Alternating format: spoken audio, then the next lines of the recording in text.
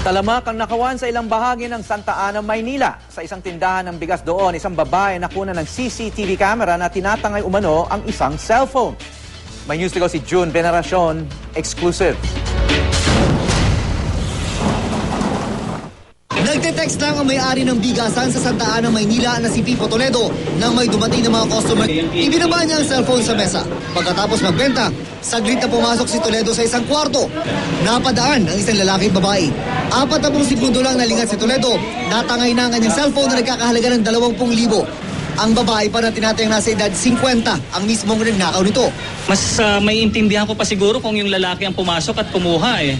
Pero yung may edad na babae ang kumuha, mas nakakapangilabot dahil talagang hindi mo na alam ngayon kung sino talaga yung maaaring gumawa ng kalokohan.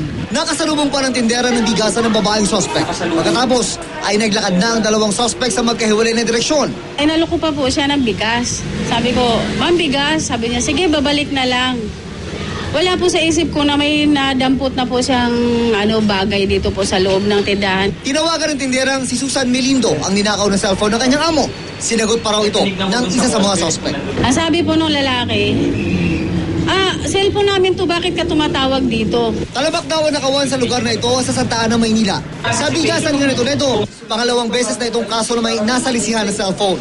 June Veneracion, GMA News.